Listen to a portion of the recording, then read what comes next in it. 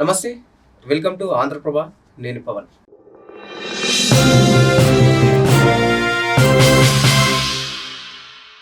తెలంగాణ రాష్ట్రంలో రాష్ట్ర రాజకీయాలు మారిపోతున్నాయి. ప్రధానంగా ఉన్న 3 పార్టీలు అటు రాజకీయ వ్యూహాలు అమలుపరుస్తున్నాయి. కాంగ్రెస్ పార్టీ అధికారంలోకి వచ్చి దాదాపు 2 సంవత్సరాలు పూర్తయింది. స్థానిక సంస్థలు కూడా అటు పూర్తి స్థాయిలో నిర్వహించబడింది. రేపటితో 3 విడతలు కూడా కంప్లీట్ అయ్యే ఛాన్స్ ఉంది. సో, ఒకసారి తెలంగాణలో రాజకీయాలు ఎలా ఉన్నాయి? ఏ విధంగా కాంగ్రెస్ పార్టీ ఈ 2 సంవత్సరాల పరిపాలన బాగుంది? కేంద్రంలో బీజేపీ పార్టీ తెలంగాణకి ఏమి ఇచ్చిందనే విషయాలపై ఒకసారి మనం మాట్లాడే ప్రయత్నం చేద్దాం.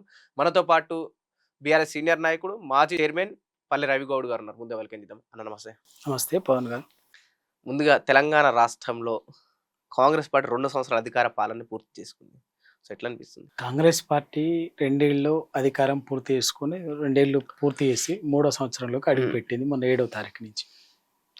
కానీ ప్రజలకు ఇచ్చినటువంటి హామీలు ఏవైతే ప్రధానంగా ఉన్నాయో ఎన్నికలకు ముందు 6 గ్యారంటీస్ కానీ 6 గ్యారంటీస్ కానీ 420 హామీలు కానీ ఇవి ఏవి కూడా సంపూర్ణంగా నెరవేర్చలేదు.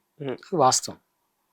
నెరవేర్చకపోగా ప్రజలని రకరకాల పేర్ల మీద భయపెట్టించడము, బెదిరించడము, దౌర్జన్యానికి దిగడము అనేది వాళ్ళ తెలంగాణ సమాజం చాలా స్పష్టంగా చూసింది. ఒకటి హైడ్రా కావచ్చు, మూసి ప్రక్షాళన పేరు మీద కావచ్చు, ఇంకే లగచర్ల భూముల సేకరణ పేరు మీద కావచ్చు, రకరకాల పేర్ల మీద మిథనాల్ కంపెనీకి సంబంధించినట్టు భూసేకరణ, ఇటువంటి వాటన్నిట్ల పేరు మీద ఒక పేదవాళ్ళని, మధ్యతరగతి వాళ్ళని, వాళ్ళ బతుకు వాళ్ళు బతికి వాళ్ళని వాళ్ళ మీద దౌర్జన్యం చేసి దుర్మార్గంగా దాష్టికానికి దిగింది. ఎవరైనా ఎదిరించినటువంటి వాళ్ళ మీద ఎంత ఇబ్బంది పెట్టాలో అంత ఇబ్బంది పెట్టింది. మనం చూసినాం. మూసి అప్పుడు రాత్రి వాళ్లకు చేస్తానన్న హామీలు అధికారంలోకి వచ్చేందుకు చెప్పినటువంటి హామీలు నెరవేర్చలేదు. పైగా వాళ్ళు పేద మధ్యతరగతి, దిగువ మధ్యతరగతి కష్టపడి జీవితాంతం భార్యాభర్తలు కుటుంబం ఇంటిలిపాది కష్టపడి సంపాదించుకొని ఓ చిన్న ఇల్లు కూడా కట్టుకుంటే దాన్ని కూడా ఆ పేరు మీద ఈ పేరు మీద వేల ఇండ్లని దౌర్జన్యంగా కూల్చివేసి. కానీ మీరు అన్నట్టు సరే, కొంతవరకు నష్టపోయినలు హైడ్రా విషయంలో చాలా వరకు చెరువుల పునరుద్ధరణ వల్ల లాభపడ్డది హైదరాబాద్ అనే విషయాన్ని కూడా ప్రభుత్వం తీసుకొస్తుంది. కరెక్టే. ఒక్కటి బతుకమ్మ కుంట చెప్తున్నారు, కరెక్టే కదా. ఆ బతుకమ్మ కుంట కూడా భూములు రిజిస్ట్రేషన్లు ఎప్పుడైనాయి? ఇవాళ కాలే కదా. 30 సంవత్సరాల క్రితం ఎప్పుడో అయిపోయింది. అది ఎప్పుడో పూడ్చివేసిందే 30 ఏళ్ల క్రితం, 20 ఏళ్ల క్రితం. అదే వి హనుమంతరావు కాంగ్రెస్ పార్టీ పిసిసి మాజీ అధ్యక్షుడే, నాకు కరెక్ట్గా సంవత్సరం గుర్తులేదు, 2009లో 10లో అక్కడ ధర్నా ఇష్యూ ఇక్కడ బతుకమ్మ కుంట దగ్గర పూర్తి చేసే బతుకమ్మ కుంట మాయమైపోయింది అని చెప్పేసి 2009లో, 2014లో కాదు, 9-10 కరెక్ట్గా కదా ఆ ప్రాంతంలో ఎప్పుడూ అయిపోయింది. హైదరాబాద్లో ఉన్నటువంటి చెరువులు, సరౌండర్ చెరువు కావచ్చు, పెద్ద పెద్ద చెరువులు ఉన్నాయి కదా, నీకు ఇవాళ ఉన్నటువంటి దుర్గం చెరువు కావచ్చు, హైదరాబాద్లో రకరకాల రామంతాపూర్ చెరువు, ఇవన్నీ పెద్ద పెద్ద చెరువులు పురాతనమైనటువంటి వాటిలలో వెంచర్లు చేసింది ఎప్పుడు? లేఅవుట్లకు పర్మిషన్ ఇచ్చింది ఎప్పుడు? ఆ లేఅవుట్లకు పర్మిషన్ ఇచ్చి వాటిని రిజిస్ట్రేషన్లు చేసింది ఎప్పుడు? ప్లాట్లు కొనుక్కున్నది ఏం పేద మధ్య తరగతోడు ఎప్పుడు కబ్జాలు చేయాలి ఆ చెరువుల్ని. వీళ్ళు వెంచర్లు చేస్తే ఎప్పుడో 30-40 సంవత్సరాల క్రితం వెంచర్లు చేస్తే కొనుక్కున్నారు 200 గజాలు 300 గజాలు, వాళ్ళ జీవితకాల కష్టార్జితాన్ని కొనుక్కొని చేసుకున్నారు. వెంచర్లు చేసింది మీరే, పర్మిషన్లు ఇచ్చింది మీరే, రిజిస్ట్రేషన్లు చేసింది మీరే, మళ్ళీ ఇంటి నిర్మాణానికి పర్మిషన్లు చేసింది మీరే, డోర్ నెంబర్లు, ఇన్ఫ్రాస్ట్రక్చర్. 30 ఏళ్ల తర్వాత వాడి ఇంటి మీదకి పోయి మీరు హైడ్రా అని బీడ్రా అని చెప్పేసి బుల్డోజర్ పట్టుకొని పోయి రాత్రి కూల్చేస్తే ఎట్లా ఏంది? అందుకే అంటే మొదటి నుంచి బీఆర్ఎస్ పార్టీ కావచ్చు, సరే బీజేపీ తెలంగాణ రాష్ట్రంలో అది యాక్టివ్గా లేదు. బీఆర్ఎస్ పార్టీ కేవలం హైడ్రాని బూచిగా చూపెడుతుంది తప్ప హైడ్రా వల్ల జరిగిన మంచి ఎక్కడ కూడా చెప్పట్లేదు. మంచి ఏందో చెప్పండి, ఒక్కటి చెప్పండి. మీరు ఒక్క బతుకమ్మ కుంటనేదో అది ఒక్క చేసేసి మొత్తం ఉద్ధరించడం. రోడ్ల పక్కన అంతకు ముందే హైదరాబాద్ లో ఉన్నటువంటి దాదాపు 130-140 చెరువులని గడిచిన 9.5 ఏళ్లలో కేసీఆర్ గారి హయాంలో మొత్తం మిగతా వాటి మిగిలిపోయినటువంటి కబ్జాలు, అప్పటి వరకు కబ్జాలు కాక మిగిలిపోయినటువంటి వాటి చుట్టూ బౌండరీస్ ఫిక్స్ చేసి చాలా చోట్ల వాకింగ్ ట్రాక్స్ ఏర్పాటు చేసి వాటి చుట్టూ ఒక రోడ్లేసి చెరువులని బ్యూటిఫికేషన్ చేసి వాటిని రీస్టోర్ చేసి కాపాడినటువంటిది వాళ్ళ మన హైదరాబాద్ చెరువులు జరిగింది అన్ని కొంతవరకు జరిగిందని చెప్పేసి అధికార పార్టీలో ఉన్నప్పుడు కవిత గారు ఏదైతే ఆ వాక్యాన్ని మొన్న బయట పెట్టింది. కొంతవరకే బ్యూటిఫికేషన్ జరిగినాయి, కొన్ని పూర్తి స్థాయిలో బీఆర్ఎస్ నాయకులు అక్రమంగా కబ్జా చేసి దోచుకున్నారన్నది స్వయంగా కవిత గారు అన్నారు. 9.5 ఏళ్ళు అదే పార్టీలో ఉన్న ప్రభుత్వంలో ఉన్న వ్యక్తి. నేను ఏమంటున్నా అంటే 9.5 ఏళ్లలో నేను మళ్ళీ ఇందాకనే క్లియర్ చెప్పిన ఆ చెరువులలో నేను ఉదాహరణకు రండి, నేను తీసుకుపోయి చెప్తా. సరవనార్ చెరువు ఉన్నది. సరవనార్ చెరువు చుట్టూ ఒక 4-5 కాలనీలు ఉన్నాయి. ఓ గ్రీన్ పార్క్ కాలనీ ఉంది, సింగరేణి కాలనీ ఉన్నది. ఉదాహరణకు ఎగ్జాంపుల్ చెప్తున్నా, తపోన్ కాలనీ ఉన్నది, ఒక 5-6 కాలనీలు ఉన్నాయి సరవనార్ చెరువు పైన. కానీ ఆ కాలనీలు ఎప్పుడైనాయండి? నాకు తెలిసి నేను 30 సంవత్సరాలుగా చూస్తున్నాను. 30 సంవత్సరాలుగా చూస్తున్నాను, ఇవాళ కాదు. 30-35 సంవత్సరాలు 40 ఏళ్ల క్రితం వాటి ఆ వెంచర్లు అయినాయి. ఇల్లు కూడా ఇప్పుడు కట్టుకోలే, ఎప్పుడో కట్టుకున్నారు. వాళ్ళు ఎవ్వరు కూడా ఏంది లేఅవుట్లు ఇచ్చిండ్రు, లేఅవుట్లు అప్రూవ్డ్ లేఅవుట్స్, పర్మిషన్స్ ఇచ్చిండ్రు, రిజిస్ట్రేషన్ ఇచ్చారు, ఇండ్లు కట్టుకొని 30-40 ఏళ్ళు అవుతుంది వాళ్ళు. ఇవాళ మీరు పోయి హైడ్రా అని ఏదో చెరువులు కబ్జా చేస్తానని చెప్పేసి మరి ఆ రోజు ఏమైంది? మీ బుద్ధి ఎక్కడ పోయింది? నేను ఇవన్నీ కాదండి మీకు మరి ఇదే హైడ్రాకి సెక్రటరేట్ ఎదురుగా ఉన్నటువంటి ట్యాంక్ బండ్ చెరువుకున్నటువంటి నాలా మీద కబ్జా చేసినటువంటి మారేటి హోటల్ ఎందుకు కనిపిస్తలేదా? మరి అది నాలా మీదనే కనిపిస్తుంది కదా, ఎందుకంటే మరి అదే హైడ్రా ఎవరో కాదు కదా. చాలా మంది మంత్రులకి గండిపేట చెరువులోనే ఆ పరిసరాల్లోనే బఫర్ జోన్లోనో లేక చెరువులోనో గెస్ట్ హౌస్లు ఉంటాయి. పేర్లతో సహా బయటకు వచ్చింది, ఫోటోలతో సహా వచ్చింది. ఇప్పటికి అట్లా ఉంది. మరి అక్కడికి ఎందుకు రిజిస్ట్రేషన్ పేర్లతో లీగల్ గా ఉన్నారు, అందుకు హైడ్రా వాళ్ళ దగ్గరికి వెళ్ళట్లేదు, అక్రమంగా కట్టుకున్న వాళ్ళ దగ్గరికి వెళ్తూ. పవన్ గారు అక్కడే చెప్తున్నా, ఇప్పుడు హైడ్రా ఎక్కడికి పోయి కూలుస్తున్న చూడు, వాళ్ళందరికీ రిజిస్ట్రేషన్స్ ఉన్నాయండి, వాళ్ళందరికీ పర్మిషన్స్ ఉన్నాయి. 90% పర్మిషన్స్ ఉన్నటువంటి వాళ్ళే. నేను సమర్థించడం అని కాదు, వాళ్ళు ఏమైంది 20-30 ఏళ్ల క్రితము లేఅవుట్లు వేసి పర్మిషన్ ఇచ్చి వాళ్ళకి ఇల్లు కట్టుకోవడానికి పర్మిషన్లు ఇచ్చి ఇవాళ 30 ఏళ్ల తర్వాత మరి దుర్గం చెరువుల రిజిస్ట్రేషన్స్ లేవా? మరి ముఖ్యమంత్రి సోదరుడు తిరుపతి రెడ్డిది దాంట్లోనే ఉంది కదా, మరి ఎందుకు కూల్చలే? కరెక్టే కదా, ఎందుకు కూల్చలేదు? ఆయనకు నోటీస్ ఎందుకు ఇచ్చారు? మిగతా వాళ్ళు ఎందుకు నోటీస్ ఇవ్వలే? ఆయన నోటీస్ ఇచ్చి ఆయన పోయి కోర్టుకు పోయి స్టే తెచ్చుకునేంత వరకు వెసులుబాటు ఇస్తారు. అదో పేద మధ్యతరగతి వాడు, వాని బతికేటటువంటి వాడికి ఏమో రాత్రి తెల్లవారుజామున ఆదివారము శనివారము రాత్రి తెల్లవారుజామున బుల్డోజర్ తీసుకొని పోతారు. చిన్నపిల్లలు, ముసలి, ముత్తక, గర్భిణులు అనేది కూడా చూడలేదు దౌర్జన్యంగా. నేను అది అన్నది అంటే హైకోర్టే స్వయంగా హైకోర్టు తిట్టింది కదా. అంటే హైడ్రా తీసుకురావడం మంచిదే కానీ అట్లీస్ట్ అవతలకు కాస్త సమయం ఇచ్చి వాళ్ళకు సర్దుకునే వెసులుబాటు ఇస్తే బాగుంటుంది అంటారా? పవన్ గారు ఎప్పుడే కూడా ప్రభుత్వం చేసే దేనికైనా ఒక మానవీయ కోణం ఉండాలి, హ్యూమన్ ఫేస్ ఉండాలి. నీ చట్టం నిజంగా నీకు చట్టమే ఉండొచ్చు, రూలే ఉండొచ్చు కాదంటలేను, కానీ ఆ పేదవాడికి రిజిస్ట్రేషన్ రోజు నీ చట్టం ఎక్కడికి పోయింది? ఆ లేఅవుట్కి పర్మిషన్ ఇచ్చిన రోజు చట్టం ఎక్కడికి పోయింది? రూల్స్ ఎక్కడికి పోయినాయి? ఆ ఇల్లు కట్టుకుంటుంటే పర్మిషన్ ఇచ్చిండ్రు కదా. నేను 100 ఎగ్జాంపుల్ చెప్తా. నేను ఇప్పుడు 3-4 చెప్పిన 100 ఎగ్జాంపుల్ చెప్తా. వాళ్ళు ఎవ్వరు కూడా అక్రమంగా కట్టుకున్న వాళ్ళు కాదు. చాలా మంది ఫ్లాట్లు కొనుక్కున్నారు, రిజిస్ట్రేషన్ చేసిండ్రు. ఆ రిజిస్ట్రేషన్ చేసిన ఫ్లాట్లకు పర్మిషన్ ఇచ్చిన ఇల్లు కట్టిండ్రు. తర్వాత ట్యాక్స్ వసూలు చేస్తున్నారు. మీరే రోడ్లు వేసిండ్రు, లేఅవుట్లు ఇచ్చిండ్రు, రోడ్లు వేసిండ్రు, కరెంట్ ఇచ్చిండ్రు, వాటర్ ఇచ్చిండ్రు, అన్నీ చేసిండ్రు. ఇవాళ 30 ఏళ్ల తర్వాత 20 ఏళ్ల తర్వాత వాళ్ళ దగ్గరికి పోయి, పేదవాడి దగ్గరికి పోయి, నీది బఫర్ జోన్లో ఉంది, అక్కడ ఉంది, ఇక్కడ ఉంది, ఇది ఉంది అని చెప్పేసి కూలుస్తామంటే ఎంత దౌర్జన్యం అండి, ఎంత దౌర్జన్యం.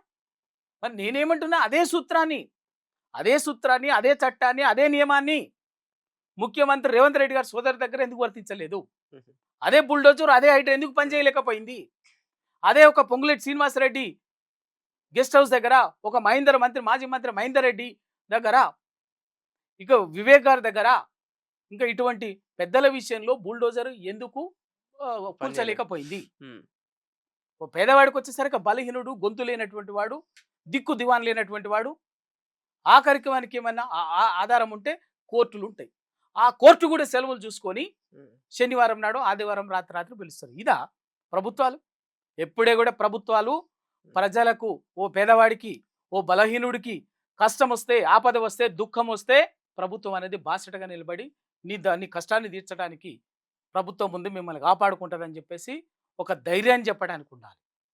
ఓదార్చడానికి ప్రభుత్వం ఉండాలి. కానీ ప్రభుత్వమే బెదిరించి, అరాచకం చేసి, బ్లాక్‌మెయిల్ చేసి, వాని రోడ్డు మీద పడి, వాని జీవితాన్ని ఛిద్రం చేసేటటువంటి పని ప్రభుత్వాలు ఏ ప్రభుత్వాలు కూడా చేయకూడదు. రాజ్యాంగం దాన్ని అనుమతించదు. అది వాస్తవంగా జీవించే హక్కుకు వ్యతిరేకం.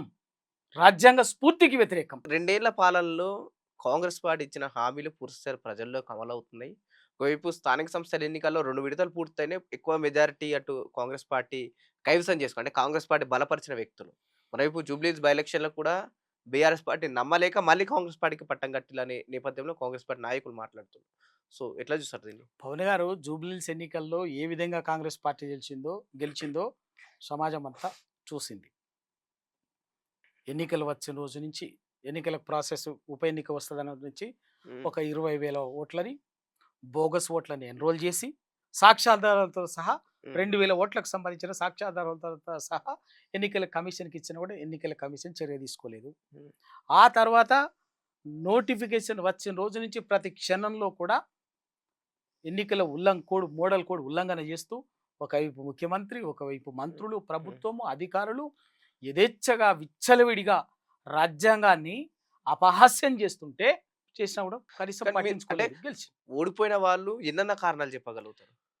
పవన్ గారు తప్పు. ఆ. మీరు మీ అభిప్రాయమే తప్పు. ఫస్ట్ ఉమ్, ఓడిపోయినాక చెప్పలే మాటలు. ఉమ్. ఓడిపోయిన ఎలక్షన్ ఇక్కడ నోటిఫికేషన్ రెండు చూసా. కాదు కాదు ఇప్పుడు ఈ ఎన్నికల result వచ్చిన నోటిఫికేషన్ రోజు- ఎలక్షన్ నోటిఫికేషన్ కు ముందు నుంచే ఉమ్, ఎప్పుడండి 17,000 18,000 ఓట్లు ఉమ్, బోగస్ ఓట్లని ఎన్రోల్ చేసి అది ఇచ్చింది ఎప్పుడు? ఎన్నికల నోటిఫికేషన్ కంటే ముందు. నోటిఫికేషన్ కూడా రాలే, షెడ్యూల్ కూడా రాలే, ఉమ్, రాకముందే కదా. అందులో 2,000 ఓట్లకు సంబంధించినటువంటి ఆధారాలతో సహా పేర్లతో సహా ఎన్నికల కమిషన్ కి ఉమ్. ఫిర్యాదు చేయడం జరిగింది. కానీ నేను ఏమంటా అదే తర్వాత వీళ్ళు డబ్బులు పంచుతున్నది, వీళ్ళు దౌర్జన్యం చేస్తున్నది, వీళ్ళు ఎన్నికలకు మోడల్ కోడ్ని ఉల్లంఘిస్తూ రోజు తిరుగుతున్నది, చేస్తున్నది. పోలింగ్ రిజల్ట్ వచ్చిన తర్వాత మాట్లాడలే, రోజు ఎప్పటికప్పుడే చెప్తుంటే కూడా ఆ సాక్ష్యాధారాలతో సహా ఎలక్షన్ కమిషన్ కు ఫిర్యాదు చేసినప్పటికి కూడా నేను పోయిన 15-16 రిప్రజెంటేషన్ కు ఎన్నికల కమిషన్ దగ్గరికి, కేంద్ర ఎన్నికల కమిషను ఇక్కడ మన Telangana state chief electoral officer Sudarshan Reddy గారిని కలిసి ఓ 15-20 వినతి పత్రాలు ఫిర్యాదుల్ని నేను చేసిన స్వయంగా పార్టీ తరపున. ఏదైతే యాక్షన్ తీసుకోలే. జూబ్లీస్ బై ఎలక్షన్ రిజల్ట్ రోజు 2 రిజల్ట్స్ వచ్చినాయి. ఇక్కడ జూబ్లీస్ లో ఒక రిజల్ట్, బీహార్ లో ఎన్నికల రిజల్ట్. ఇక్కడ మీరు ఏ విధంగా అయితే కాంగ్రెస్ పార్టీ బోగస్ ఓట్లని మీరు చెప్తులో, కాంగ్రెస్ పార్టీ కూడా అక్కడ అదే విధంగా చెప్తుంది. అందుకే గెలిచిన తర్వాత సోషల్ మీడియా వేదిక కూడా అదే చెప్తుంది. అంటే వాళ్ళకి మీకు తేడా ఏముంది? ఏం లేదు కదా. ఓడిపోయిన వాళ్ళు 100 కారణాలు చెప్తున్న నేపథ్యం ఇక్కడ కాంగ్రెస్ వస్తుంది. పార్టీ రాహుల్ గాంధీ, నేను చెప్తాను, కాంగ్రెస్ పార్టీ రాహుల్ గాంధీ అధికారం ఉన్న దగ్గర ఒక రకంగా ధోరణి ఉంటది, ప్రతిపక్షం ఉన్న దగ్గర ఒక ధోరణి ఉంటుంది. ఇదే రాహుల్ గాంధీ ఓట్ చోరీ అన్నాడు, దొంగ ఓట్లు అని చెప్పిండు, అదే కదా. మరి ఇక్కడ అదే విషయాన్ని టిఆర్ఎస్ పార్టీ 3 నెలల ముందు నుంచి చెప్తున్నది. ఎందుకు మాట్లాడలే? ఒక బీహార్లోనే ఓట్ చోరీ జరిగిందా? తెలంగాణ జూబ్లీహిల్స్ లో 18,000 ఓట్లు బోగస్ ఓట్లు ఎన్రోల్ అయినాయి. 2,000 మందికి సంబంధించినటువంటి ఆధారాలతో సహా విత్ ప్రూఫ్ ఇచ్చిన తర్వాత యాక్షన్ తీసుకోలే. ఎవరు వెనుకొండి చేసింది? ఎవరు? వీళ్ళే.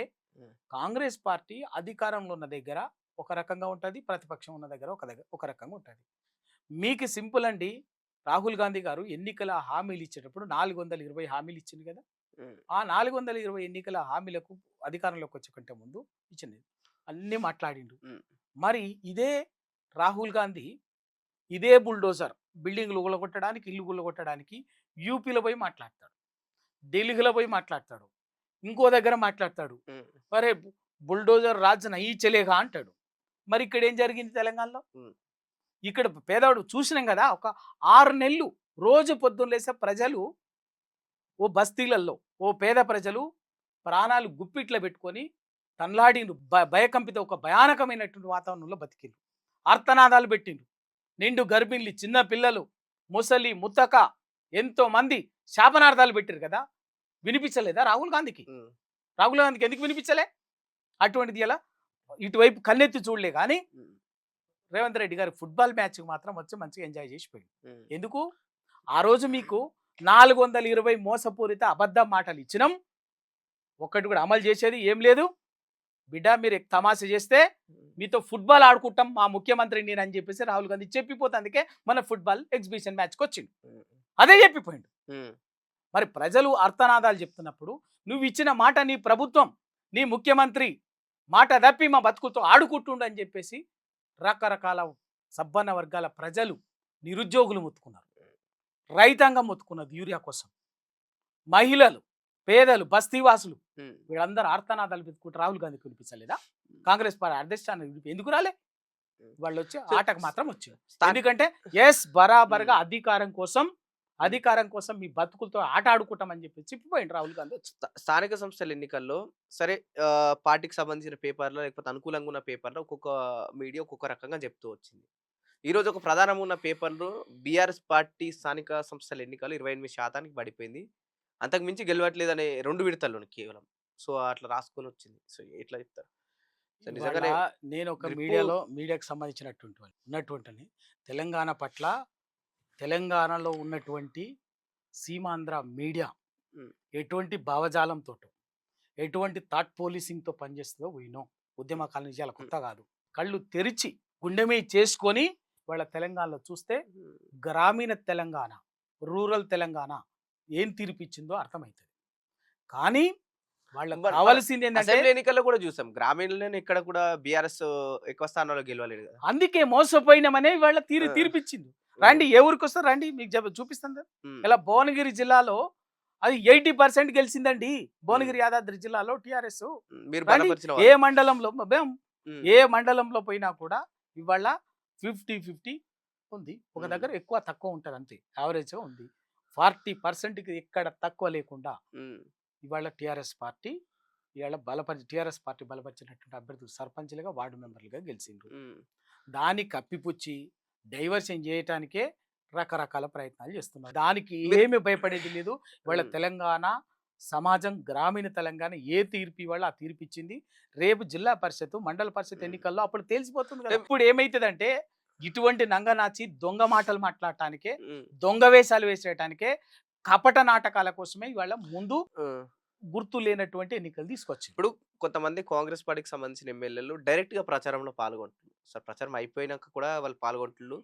సో దాంట్లో ఒక ఎమ్మెల్యే మాట్లాడుతూ, పేరు కూడా మెన్షన్ చేస్తాను నేను, అనిరుద్ రెడ్డి అనే ఎమ్మెల్యే మాట్లాడుతూ, బీఆర్ఎస్ పార్టీ అభ్యర్థి ఇక్కడ గెలుస్తే, అంటే వాళ్ళ నియోజకవర్గంలో ఎవరైనా గెలుస్తే మీరు ఓట్లు అడిగేటప్పుడు అడుగుతారు కదా, నాకు ఓటు వేయకపోతే నేను చనిపోతా, ఏదో భావోద్వేగంతో ఏదో సంథింగ్ మాట్లాడుతుంటారు కదా, మీరు ఒకవేళ గెలిస్తే నేను ఇక్కడికి వస్తే నేను చంపేస్తా అనే విధంగా కూడా తను వ్యాఖ్యలు చేసినట్టు మీరు చూసిల్లు అనుకుంటా.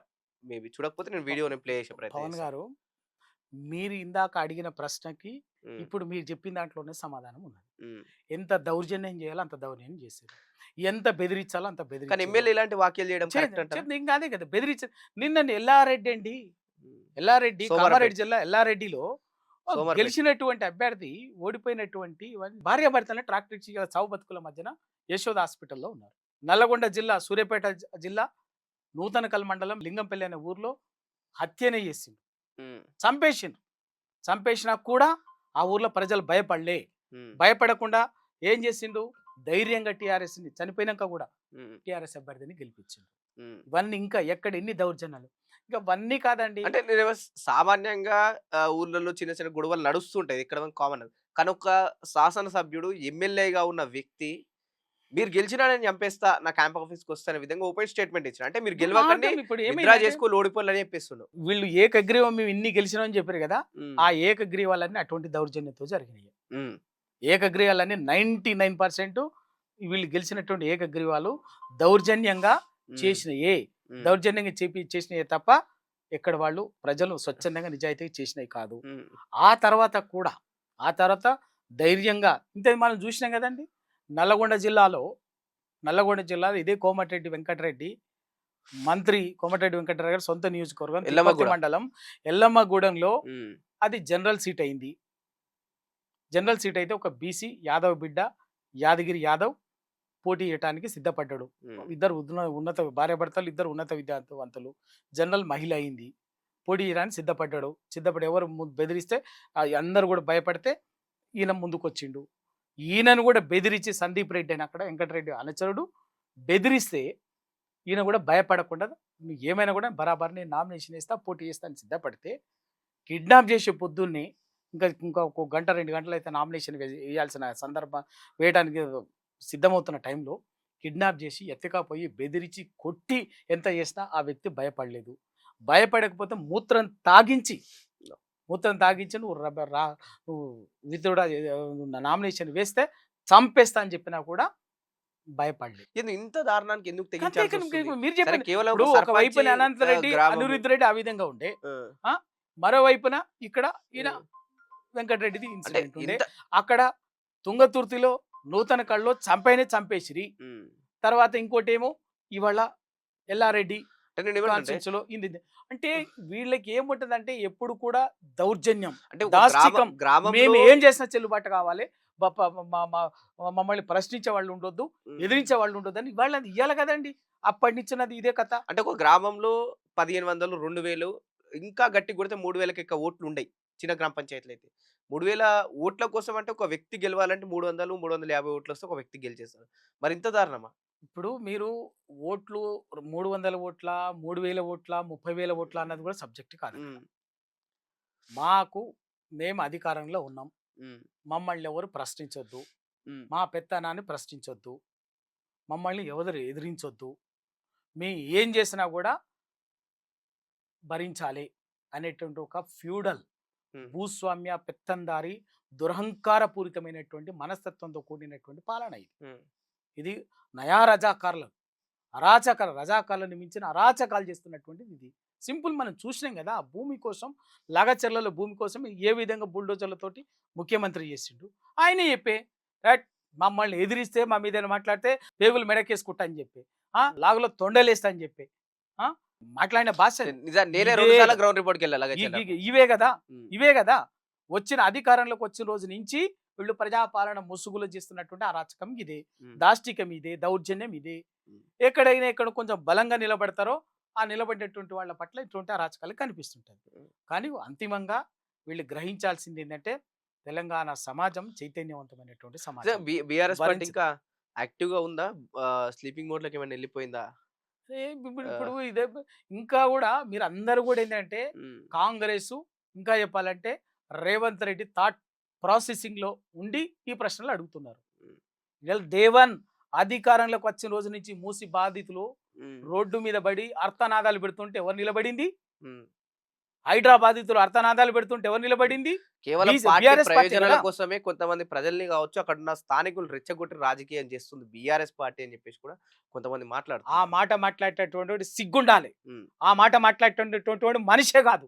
నీ ఇల్లు కూలుస్తుంటే నువ్వు ఏడవకుండా నీకు ఎవడు సాయం ఉంటే ఎవడు ఆదరు దొరుకుతావు వాళ్ళ దగ్గరికి పోతాడు. నేను ఒకటే చెప్తున్నాండి, మీరు చెప్పేదే నిజమైతే ఆ మాట మాట్లాడిన బుద్ధిమంతుడు బుద్ధిగల్ల ఆయన అయితే ముఖ్యమంత్రి సోదరుడి ఇల్లు కూడా దుర్గం చెరువులో హైడ్రా నోటీస్ ఇస్తే మరి ఎందుకు కోర్టు పోయిండు? అయ్యా రండి రండి రండి అని చెప్పేసి హైడ్రాకు స్వాగతం కలిపి భాజా భజంతులతో ఊరేగించి హైడ్రాని తీసుకుపోయిన ఇల్లు కూలగొట్టించుకోవాలి. మరి ఆ పని ఎందుకు చేయలే? కోర్టుకు పోయి స్టే తెచ్చుకున్నాడు. ఉమ్.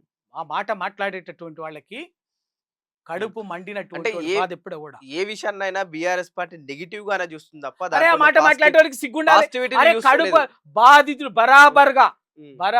బాధితుల పక్షాన్ని నిలబడుతుంది. అంటే ఏ విషయమైనా సరే ఏ విషయమైనా. దాంట్లో పాజిటివిటీ కూడా ఉంటుంది. ఏం ప్రభుత్వం నిర్ణయం పాజిటివ్? తీసుకుందంటే- వాని ఇల్లు కూలుస్తుంటే పాజిటివ్ ఏందండి? ఉమ్. పర్మిషన్ ఇచ్చింది నువ్వు, ఉమ్. రిజిస్ట్రేషన్ చేసింది నువ్వు. ఉమ్. అక్కడే ఆ రోజు ఎక్కడ పోయినావు? వాని ఇల్లు కూలుస్తుంటే పాజిటివిటీ నెగిటివిటీనా? బరాబర్ ఉమ్. ఇల్లు కూలినటువంటి వాడికి దాని బాధ ఎందుకు తెలుస్తుంది? ఉమ్. వాని జీవితకాల కష్టం ఉంటుంది దాంట్లో. ఉమ్. ఏ అంటే కూర్చొని మాట్లాడేటటువంటి కొంతవరకు కూర్చొని ఇబ్బంది కలిగే అవకాశం ఉంటుంది. కూర్చొని ఫ్యూచర్ బాగుంటది. కూర్చొని మాట్లాడేటటువంటి వాళ్ళకు, సిద్ధాంతాలు మాట్లాడేటటువంటి వాళ్ళకు, ఉమ్. ఎక్కడో కూర్చొని నీడ పట్టున కూర్చొని ఆదర్శాలు మాట్లాడేటటువంటి వాళ్ళకి ఇప్పుడు రోడ్డు మీ- పట్టనటువంటి సరే, బాధ మీరు అన్నట్టు మూసీస్ ఏదైతే పక్కన ఇండ్లకు కొన్ని ఏండ్లగా ఆ బురదకు, ఆ కంపుకు, ఆ దోమలతో, రోగాలతో బారిన పడి చనిపోయిన వాళ్ళు ఎందరో ఉన్నారు. సో వాళ్ళని ఇక్కడ సుందరీకరణ పేరుతో మంచి చేసి వాళ్ళని ఇంకో ప్లేస్ కి తరలిస్తున్నాం అని కూడా ప్రభుత్వం చెప్తూ వస్తుంది. మరి వాళ్ళ బాధలు ఎందుకు పట్టించుకుంటారు? అదే ప్లేస్ లో మనమైనా ఉంటామా అనే నేపథ్యంలో కూడా మాట్లాడుతుంది. నీకు ఇల్లు కూలుతున్నటువంటి వాడు కూడా ఆర్తనాదం కూడా మొత్తుకుంటుంది. దాని పక్కనే ఉన్నాడు. ఉమ్. మీరు చెప్పేది ఏం లేదు. ఇవన్నీ కూడా ఏంటంటే సొల్లు కబుర్లు. ఉమ్. మూసి ప్రక్షాళన వాళ్ళు చచ్చిపోతున్నారు నా బురదకు, ఆ మూసి దోమలకి. ప్రక్షాళన కోసం మూసిని మురికి కూపంగా మార్చినటువంటి వెధవలెవరు? మూసి ఎట్లుండే, ఎప్పుడైంది అది మురికి కూపంగా, ఎప్పుడైంది? 70 సంవత్సరాల సమైక్యాంధ్ర పాలనలో అడ్డమైనటువంటి వాడి వెధవలు బయో వేస్టేజ్ని మరి 9 కెమికల్ నెలలు వేస్ట్ బీఆర్ఎస్ పార్టీ తెలంగాణలో ఏం చేసిందంటారు? కేసీఆర్ ఆ ఆడుకుందా? పని చేసిండు. ఆ. కేసీఆర్ అందుకే అధికారంలోకి వచ్చిన వెంటనే ఉమ్, దానికి మూసి మురికి కూపంగా మారటానికి కారణమేంది? ఉమ్, దాంట్లో బయో వేస్టేజ్ని, ఉమ్. కెమికల్ వేస్టేజ్ని యాజ్ ఇట్ ఈస్గా పంపించడం. అందుకోసమే 30 సీవరేజ్ ట్రీట్మెంట్ ప్లాంట్స్ని కట్టిండు. ఉమ్, 31 కాదు, 33,000 కోట్ల రూపాయలు సమ్యత అమౌంట్ ఉన్నది. ఉమ్, 30 సీవరేజ్ ట్రీట్మెంట్ ప్లాంట్లను కట్టిండు. ఉమ్, అందులో 26 పూర్తి అయినాయి. ఈ గవర్నమెంట్ వచ్చినాకనే 5 6 ఉమ్, ఈయన రేవంత్ రెడ్డి గారు వీళ్ళే వాటిని ప్రారంభించారు. అప్పటికే ఒక 15 16 కంప్లీట్ అయి ప్రారంభోత్సవాలు ఉన్నాయి. నీకు ఫస్ట్ మూసి ప్రక్షాళన ఈయన కాదు, మూసి రివర్ ఫ్రంట్ కార్పొరేషన్ అని కేసీఆర్ గారు పెట్టి దాన్ని మూసి ప్రక్షాళన కోసం ఓన్లీ రివర్ బెడ్ని మాత్రమే తీసుకొని ఎవరికి ఇండ్లు ఇబ్బంది లేకుండా మూసి ప్రక్షాళన చేయడం అంటే పక్కన కిలోమీటర్లు భూములు గుంజుకొని ఇండ్లు గుంజుకొని వ్యాపారస్తుల కోసం, సంపన్నుల కోసం, పెద్ద పెద్ద వ్యాపారస్తులకు, బడాబాబులకు పేదవాడి ఇల్లు కూల్చి ఆ మూసి ప్రక్షాళన పేరు మీద ఆ భూమి గుంజుకొని ఎకరాలు ఇచ్చుడు కాదు. అది కాదు మూసి ప్రక్షాళన అంటే. మూసి ప్రక్షాళన అంటే మూసిలో వస్తున్నటువంటి మురికి నీళ్ళని, ఆ మురికి కూపాన్ని తొలగించాలి. అంతేగాని వాటి పక్కన ఉన్నటువంటి భూములు గుంజుకొని ఆ పేరు మీద ఒక్కొక్కడు ఎకరాలు వీళ్ళ వ్యాపార సామ్రాజ్యాల్ని, వాణిజ్య సామ్రాజ్యాల్ని నిర్మించుకోవడం కాదు మూసి ప్రక్షాళన అంటే. కేసీఆర్ గారు బరాబర్ ఎక్కడి నుంచి లంగర్ హౌస్ నుంచి గట్కేసర్ వరకు మొత్తంగా ఒక 30 సీవరేజ్ ట్రీట్మెంట్ ప్లాంట్లు వాటిని దాదాపు చేసి ఆ మురికినంతా క్లీన్ చేసి ఆ మురికిని యాజ్ ఇట్ ఈస్గా మురికి నీళ్ళని కాకుండా శుద్ధి చేసినటువంటి నీళ్ళని దాంట్లోకి వదిలి ఆ తర్వాత పూర్తి అయిన తర్వాత గోదావరి జలాలను తీసుకువచ్చి గండిపేట నుంచి కిందికి ఒక 5 TMC వాటర్ని ఎప్పుడు నిరంతరం అదొక ఒక అద్భుతమైన ప్రవాహంగా ఉండేటట్టుగా దానికి మళ్ళీ 15 చోట్ల road bridges come water shed లాగా మొత్తం ఒక 50 కిలోమీటర్లు మూసి అనేది కింది నుంచి మీ దాకా వాటర్ ఫ్లో ఉండేటట్టు ఒక అద్భుతమైన ప్లాన్ చేసిన దానికి ఒక 26,000 కోట్లతో చేసి దానికి సంబంధించినటువంటిది ఒక 40% వర్క్ కూడా అయిపోయింది. ముందు ఫస్ట్ ప్రాథమిక దశలో సీవరేజ్ ట్రీట్మెంట్ ప్లాంట్ల నిర్మాణం జరిగింది, అవి పూర్తయింది. నాగుల్లో కానీ, ముసారాంబాగ్లో కానీ, గోల్నాకలో కానీ, ఇంకెక్కడెక్కడనో తర్వాత అల్కాపూర్లో ఇవన్నీ కూడా పూర్తి చేయడం జరిగింది. ఇవన్నీ కూడా తెలంగాణ ఇవాళ మూసి ప్రక్షాళన పేరు మీద 26,000 కోట్లతో అయ్యేటువంటి బడ్జెట్ని అప్పటికే దాదాపు 7-8 వేల కోట్లు ఖర్చు అయింది. మిగిలినటువంటి దాన్ని ఇంకో 20,000 కోట్లతో 1,50,000 కోట్లు పెట్టుకొని వీళ్ళేవో అధికారంలోకి వచ్చిన రోజు ఓసారి 40,000 కోట్లు అన్నారు, ఓసారి 70,000 కోట్లు అన్నారు, ఓసారి ఇవాళ 1,60,000 కోట్లు. అంటే ఏంటిది? ఏం దోపిడీది? ఇంత అరాచకం. తెలంగాణలో బీఆర్ఎస్ పార్టీకి ఇతర పార్టీల నుంచి కన్నా కవిత కొరకరాని కొయ్యగా మారిపోయింది. ప్రస్తుతం సిచ్యువేషన్ చూస్తే అదే అనిపిస్తుంది. ఎట్లా చూస్తారు ఈ సందర్భాన్ని? కవిత గారు ఆమె ఒక తెలంగాణ ఉద్యమం నుంచి వచ్చినటువంటి ఆమె రాజకీయం ఆమె చేస్తుంది. టీఆర్ఎస్ పార్టీగా మా పద్ధతి మాకు, టీఆర్ఎస్ మా విధానం మాకున్నది. తెలంగాణ అస్తిత్వం మీద కానీ విషయంలో కానీ మా పని మేము చేసుకుంటూ పోతున్నాం, ఆ పని చేసుకుంటాం. అంటే నేను ఇప్పుడు అవతల వ్యక్తి ఆరోపణలు చేస్తే సరే అయిందో కాలేదని క్వశ్చన్ మార్క్ ఉంటుంది జనాలలో. ఇదే పార్టీలో పుట్టి, ఇదే పార్టీలో రాజకీయం నేర్చుకుని, ఇదే పార్టీలో ఉద్యమం నేర్చి 9.5 ఏళ్ళు ఇక్కడే ఉండి ఒకసారి బయటకు వెళ్ళిన తర్వాత వాళ్ళు ఏదైతే అక్రమంగా దోచుకున్నావని చెప్తూ తన ఆరోపణలు చేస్తూ వచ్చింది. అంటే దగ్గరుండి చూసింది కాబట్టి కవిత నిజం చెప్తుందని జనాలు అనుకుంటున్నారు. పవన్ గారు, కవిత గారు నిజంగా కూడా ఆమె ఇవాళ ఏవైతే లేవనెత్తినటువంటి అంశాలు ఉన్నాయో, మాట్లాడుతున్న అంశాలు ఒకటి ఫస్ట్ కొత్త కాదు. వాటినే గతంలో రేవంత్ రెడ్డి గారు పదే మాట్లాడినటువంటి విషయాలు, బండి సంజయ్ గారు మిగతా నాయకులు పదే మాట్లాడినటువంటి విషయాలు, కాంగ్రెస్ అవి మాట్లాడినటువంటి వాటిని ఇవాళ ఆమె మళ్ళీ ఈమె నోట్ల నుంచి ఏమో మాట్లాడుతున్నది ఒకటి. రెండవది, ఆమె నిజంగా కూడా 9.5 ఏళ్ళు అధికారంలో కీలకంగానే ఉన్నది. కేసీఆర్ గారు బిడ్డ గారు కూతురుగానే ఉన్నది, ఎంపీగా ఉన్నది, తర్వాత ఇప్పటికీ ఎమ్మెల్సీగానే ఉన్నది. ఆ రోజు నిజంగా ఆమె ఈ విషయాలు లేవనెత్తుంటే చెప్పుంటే ఆ రోజు ప్రభుత్వంలో కేసీఆర్ గారు తన ప్రభుత్వంలో జరుగుతున్నటువంటి లోపాలని సరిదిద్దుకొని సమీక్షించుకోవటానికి అవకాశం ఉండే. ఆ రోజు చెప్పలేదు, వాళ్ళ బయటకు వచ్చినట్టు ఇవాళ మాట్లాడుతున్నది ఆ విషయాలు. కాబట్టి ఒక ఆమె విభేదించి దూరమైంది కాబట్టి సహజంగా ఆమె తన అస్తిత్వం కోసం తను మాట్లాడు తప్పనిసరిగా ఏది అయినా కూడా వాళ్ళు ఇంకా కూడా ఒకటి ఏంటంటే వచ్చినటువంటి విమర్శకు కానీ ఆరోపణలకు కానీ ప్రభుత్వము వాళ్ళ రేవంత్ రెడ్డి ఉన్నారు. ఉమ్, విచారణ చేసి వాస్తవం ఏందో అవాస్తవం ఏందో తెలిస్తే ఎవరు వద్దన్నారు? ఉమ్, ఆపట్లేదు కదా రేవంత్ రెడ్డి గారు. జస్ట్ ఇప్పుడు కేటీఆర్ లేకపోతే హరీష్ రావు ఇంకెవరో లేదు కదా, ఆపలేదు కదా, ఉమ్. దాన్ని అన్నిటికీ సిద్ధంగా ఉంది. ఇప్పుడు జాగృతి జనాభా బాట పేరుతో ఉమ్మడి 10 జిల్లాలు తిరుగుతుంది కవిత గారు.